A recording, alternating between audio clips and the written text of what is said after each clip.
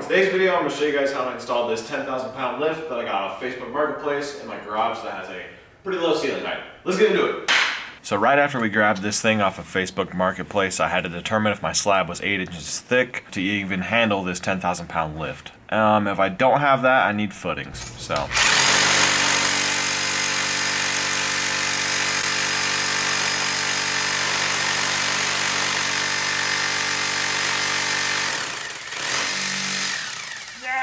Dude, damn, that's almost fucking 8 inches. That was like 7. Okay, now that I know that my slab is nowhere close to 8 inches, it's more like a 4-inch slab, it's time to get some footings poured. This is the diagram I found off of the website of the lift manufacturer.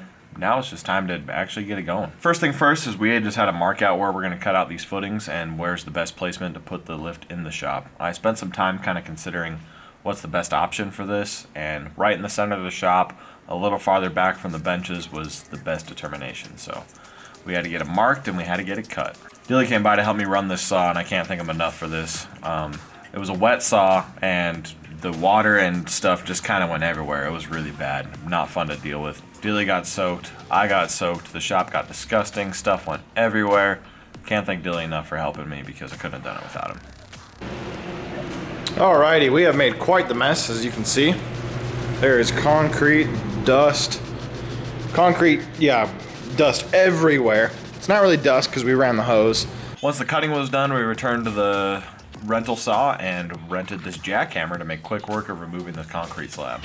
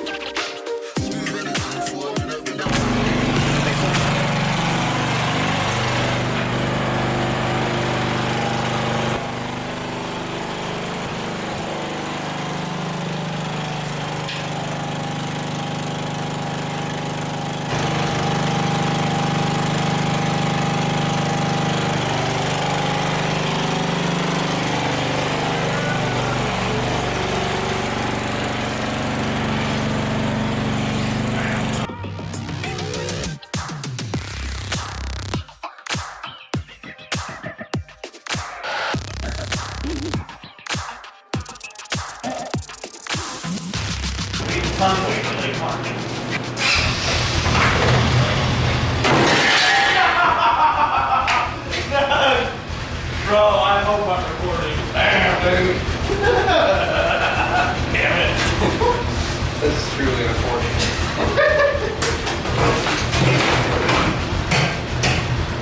Now, no. Can you hold it for a second? Yeah. Okay.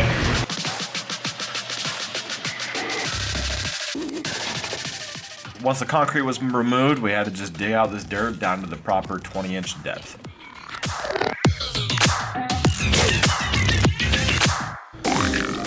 Alright, we just got our rebar in. I'm sure you concrete critics are gonna love this, but it's just something simple just to tie it into the existing slab. The existing slab already doesn't even have rebar. It had the hog wire mesh into it like it was, like the style was in the 80s, so.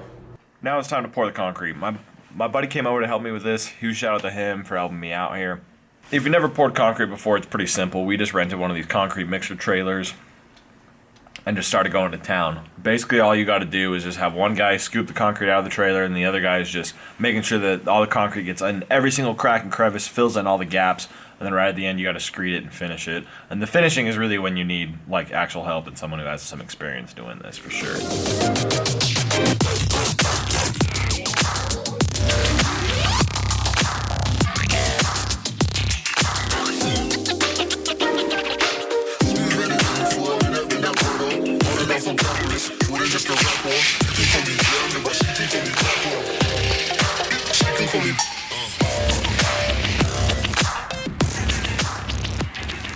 Alrighty, these guys are formed up, finished out, ready to go. They look great. My buddy killed it on these. Definitely couldn't have done it without him. But yeah, carved the date in it because that's just what you do, you know. Once the footings were cured properly, it was time to finally cut out the ceiling to actually get the lift to fit in this really small garage. It's a 9-foot tall lift and my ceilings are about 8 foot 9 inches tall. So I only need to poke in the attic just a little bit. Okay, she's all chopped down. Yeah, I definitely got to clean up the edge. Just can't really leave it like this. So it's looking good. It's kind of what I expected. I didn't expect all the wires in the way. Not super worried about those. I'll get those up and out of the way. The one thing I wasn't expecting, and I should have, was this gas line right here, which I totally forgot was in the attic. That goes to my gas furnace right there. I don't know what to do with that. Now it's time for the moment of truth. Now it's time to actually get this lift stood up and finally set into place after all this work. Oh, okay, yeah. I forgot that was you guys. Yeah. Why are you doing that? Oh, though. Because he sent me a picture, and apparently one of the piston rings is gouged just out of the block that I know about. I don't even know where that is. No, he said, yeah, he gave me. Hang on.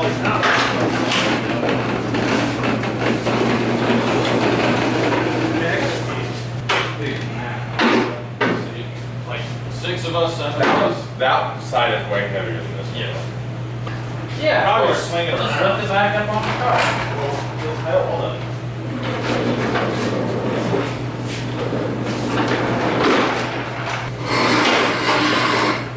All right, let's stand it up. All right, let's stand it up. Oh, okay. Right. Hold on. All right, now we need to walk towards No, keep dipping it up more, get more of the weight. Okay, yeah, now try to walk it back.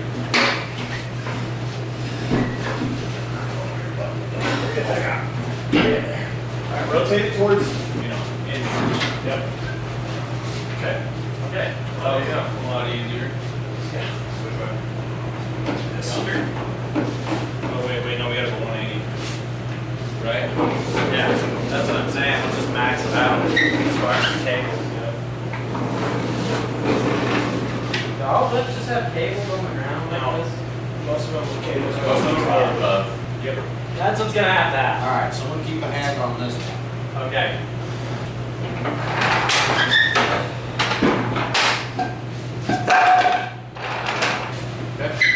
Good? Yep. Good.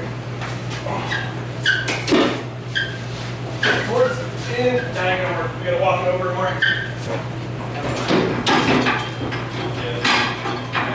That's All right. Oh, you're fucking got it, yeah, got it. there you go. Cables. Come on, you're hung up on something. Yeah, we are gonna go around that. There we go. There you go. Okay. So we gotta kick it over. It's like Let them get there.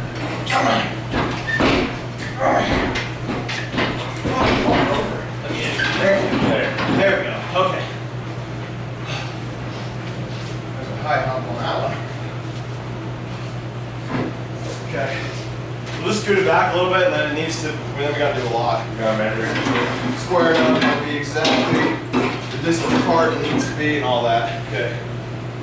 Oh, Okay. we did it. Just like that. Thanks, guys. Once the lift was stood up, we had to spend some time to square it up to the shop and to itself, make sure the posts were sitting level. Once it was set in place, we started cutting the anchors to length and then drilling out the holes.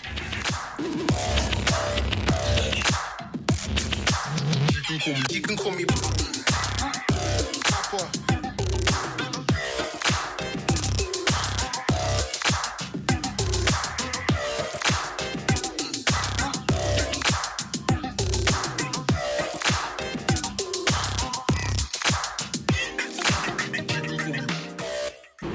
All right, so we are doing all thread and epoxy for the anchors instead of the wedge anchors.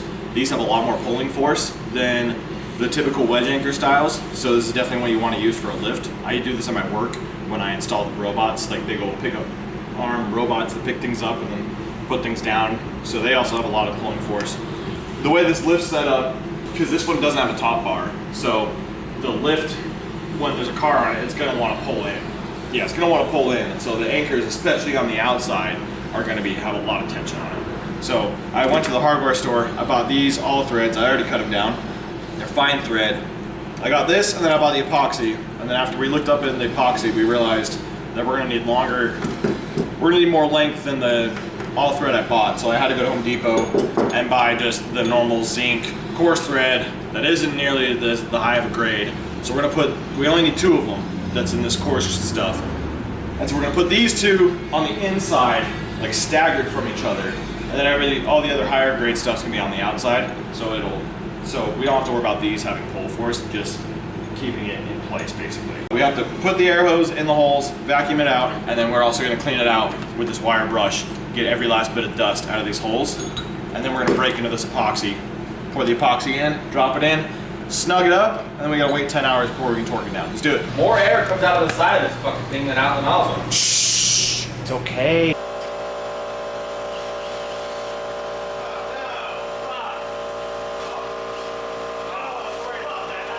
All right, we had to run to Harbor Freight, get a new air chuck and some new brushes. So now we can actually get this done.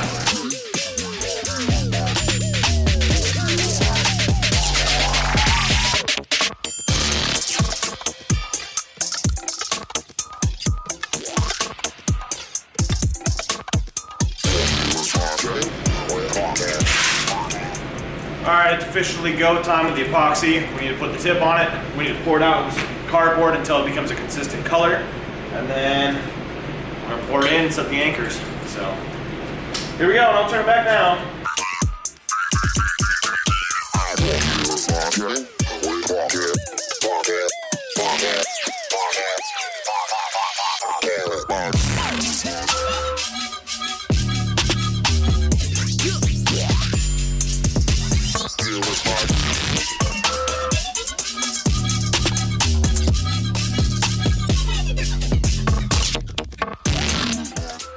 All right, last night we left off trying to struggle with this one to get a little bit of epoxy. The tube was hardening it up and I wasn't able to pump anymore. We got a little bit, we don't have a whole lot on this one, I'm not gonna lie, but we have enough, it's in place, it's not coming out, and that one's not gonna see a lot of pulling force. These outside ones are gonna see a lot of pulling force because when the car is on it, it's gonna wanna tilt. That one's just gonna keep it in place. So I'm not super worried about that one. But yeah, all of them are in. It's sat for way more than 10 hours now. I'm about ready to torque these down, and then we have to finish hooking up the cables. Yeah, we'll get these torqued down. We'll get these in place, and then I'm probably gonna try and pick up a car today. But yeah, I have a lift, man. Look at this. Check this out. It's, oh man, it's such a cool sight. Does this mean I made it in life? Yeah, baby steps, we're almost there.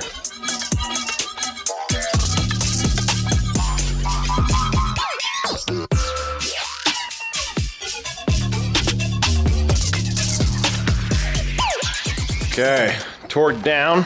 Yeah, so now we gotta get these cables set up. These cables are kind of interesting if you don't know how a lift works. You got a bunch of pulleys, right? You got a pulley up here, you got a pulley down here, and then this cable sits on this top of the lift. It goes up and over and then down, and then it goes just up to here, to this part of the lift, and then this cable does the same thing on the opposite side. So basically, these can go up in unison when they're hooked up. I don't have one hooked up, and that's why they're a little offset. But yeah, it allows them to go up at perfectly the same height. So I'm going to, since I disconnected one, I'm gonna have to do some adjustments and make sure both of them are set exactly the same. And then that should be it. So what I'm gonna do is I'm gonna get this one up to this height and then set the cables into place, and then I'm gonna run the pump and get the cylinder up to the same height as the cables. And then we'll go from there. The cables are pretty straightforward. They do require a little bit of fine tuning after I've had this lift in place for a little bit and picked up some cars. I need to do some tight adjustments to it. I might actually have to hire a guy to come and like really get this in the proper spot, but I'm gonna give it one more shot before I end up calling someone else.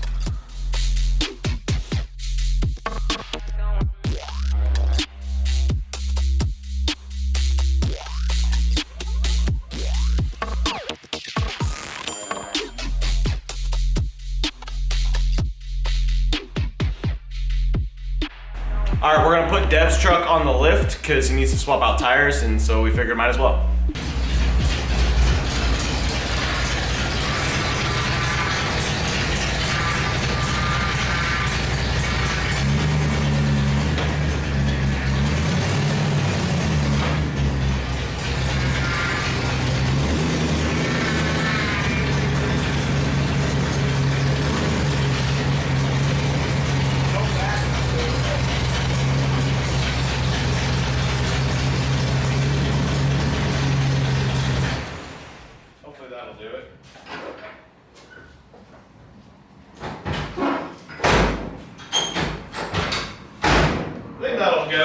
That makes the most sense to me. Let's watch it. Are we on it? No, sir. We're about there. Okay. Okay, you're on over here. I think we're on over here too. Let's go up a little bit.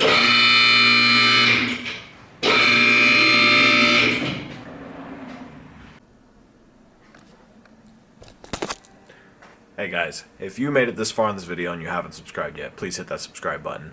This video has been months in the making and it's been really painstaking to finally get to the finishing details and editing. I would really appreciate it if you show me that it was worth it by hitting that subscribe button, leaving a comment, and letting me know so I can keep having motivation to finish these type of videos. If you guys have already subscribed, thank you so much.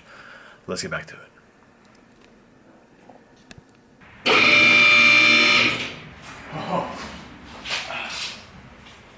Are we going up? This thing going up evenly? The back tire's off right here. Yeah, the front's not going up so much. Let's go up a little bit until we get the front tires off and see what happens. Front's off. Alright, shake the truck a little bit. See? Is this balanced? No. We need to go. We need to scoop the front tires on. What do you think? Where are we gonna put it up here? I don't know. You know what I mean? That's about as far forward as we can go. No, we can't do that because we take the rig. I'm worried we take these tires off. It's gonna go boom. Yeah. So, Yeah. which I guess is fine. It's not like we're taking an axle out and we gotta worry about. Like, why does it feel less wobbly up here? That feels pretty solid. I don't know. I don't know, man. I don't know.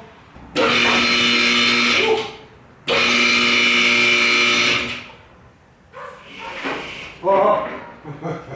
Nice to go down awkwardly. I know the dude said for like long trucks, you had to put a jack on the axle. I think he said the rear axle. So, just to keep it balanced. That's all we need.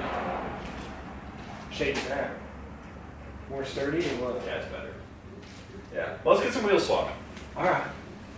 So this quick little wheel swap job quickly turned into some wheel bearing replacement work as well. That was a perfect time for me to get some B-roll though. Always have the dad rock playing in the shop.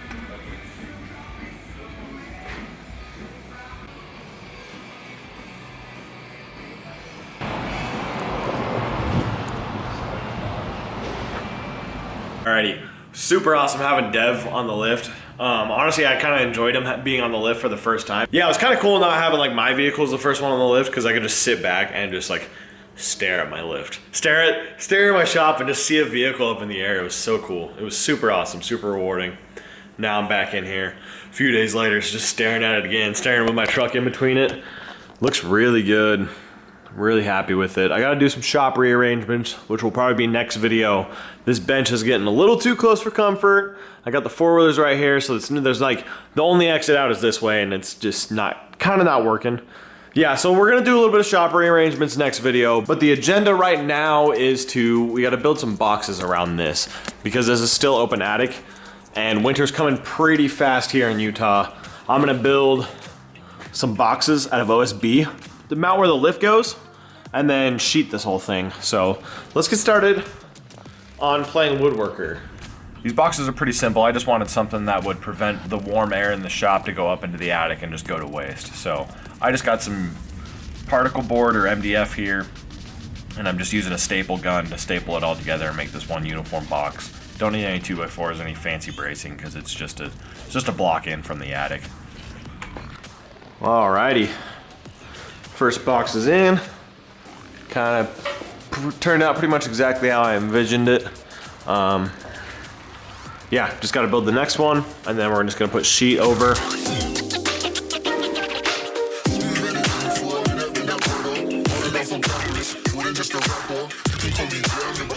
After box 2 was made, it was time to get the rest of the sheeting cut and laid up into the shop.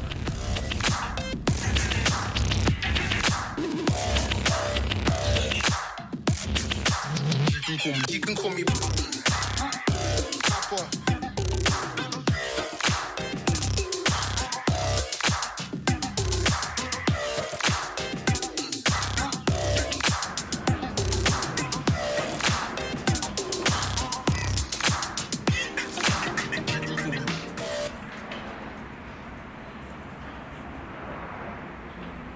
Alrighty, I don't know where the camera stopped recording at, but we got everything trimmed up.